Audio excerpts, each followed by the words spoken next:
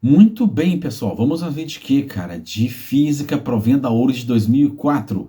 Quem fala vocês aqui é a professor Santos Chambinho, do cursinho pré-vestibular Método de Cachoeirinho. Então vem comigo, vamos em mais uma questão.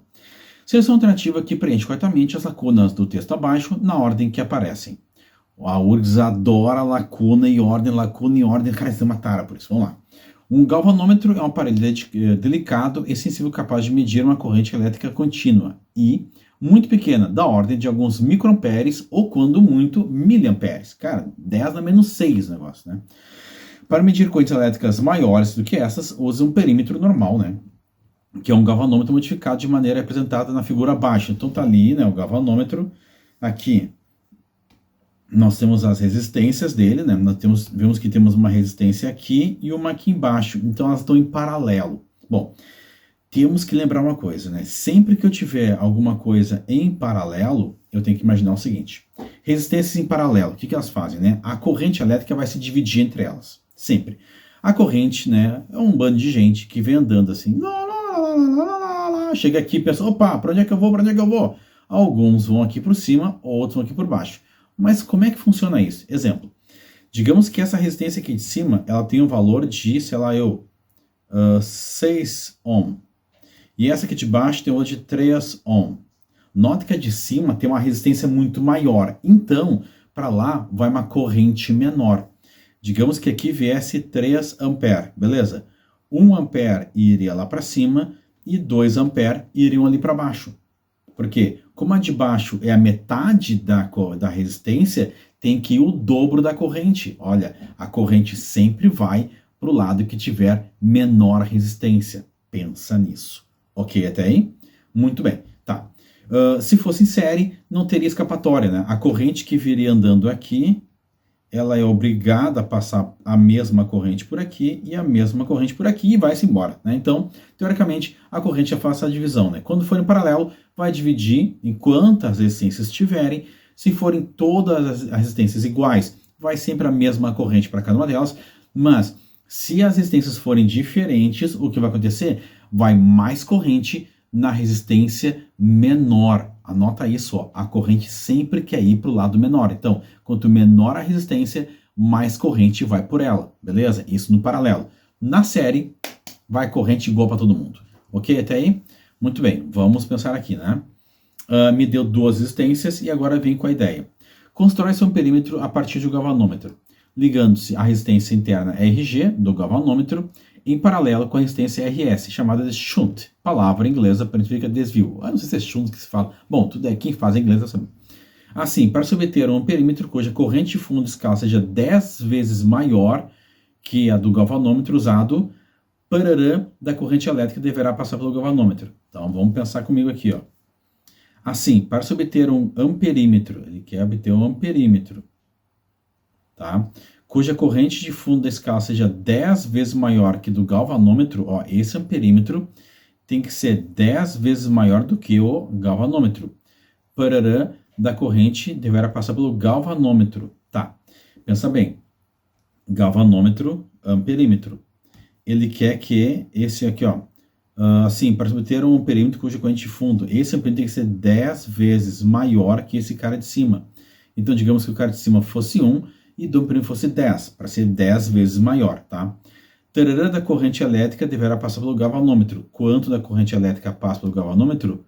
Uma parte de 10, porque o amperímetro tem que ser 10 vezes maior.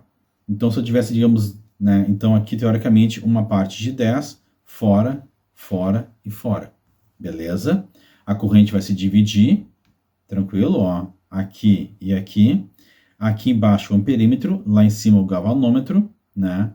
Então ele quer aqui, olha só, é que o português aqui tá complicado, ó. Assim, para se obter um amperímetro cuja corrente de fundo seja 10 vezes maior, esse amperímetro tem que ser 10 vezes maior que o galvanômetro. Então, teoricamente, essa corrente aqui vai ser 1 e essa corrente aqui vai ser 9, num total de 10 de corrente, para a gente ter o esquema de 10 vezes maior. Então, uma parte passa aqui, 9 partes passam lá. Então, teoricamente, uma parte em 10 passa aqui. Ok até aí? Beleza? E aí, logicamente, que esse cara de baixo vai ser 10 vezes maior. Tá? Uma parte em 10 só passa ali. E o valor da resistência deve ser quanto a resistência RS. Qual a resistência RS? Essa aqui. Essa resistência RS, ela vai ter que ser o quê? Ela vai ter que ser menor ou maior, né?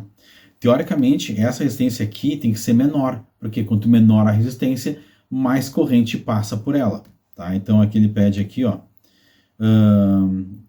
tá 10 maior que o do galvanômetro usado. Da corrente elétrica você vai passar pelo galvanômetro e o valor de RS, então quem é o RS? É esse cara aqui, deverá ser tararã, do que o valor do RG. Então, teoricamente, essa resistência aqui, ela tem que ser o quê? 10 vezes maior que aquela outra lá. Deixa eu ver, 9 vezes maior, 10 vezes maior, vamos pensar aqui. Não, aqui, no caso, aqui tem que ser, digamos, uma resistência 9 ou uma resistência 1, para poder fazer essa comparação, ó. Vamos pensar aqui, tá? Ó, essa resistência aqui em cima, como vai passar menos corrente por ela tem que ser maior. E sempre, quando pegar a resistência vezes a corrente, tem que dar o mesmo valor.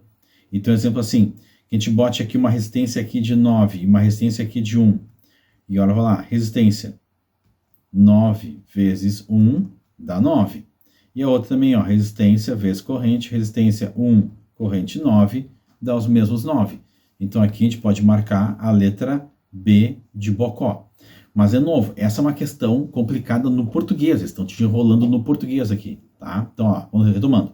Assim, para que subter um amperímetro cuja corrente de fundo seja 10 vezes maior que a do galvanômetro. Então, o amperímetro tem que ser 10 vezes maior que o galvanômetro, beleza? Então, a corrente total é 10, uma parte vai lá para cima, 9 vem aqui para baixo. Então, 10 partes no total, uma parte só vai no galvanômetro, beleza? O amperímetro é todo o conjunto.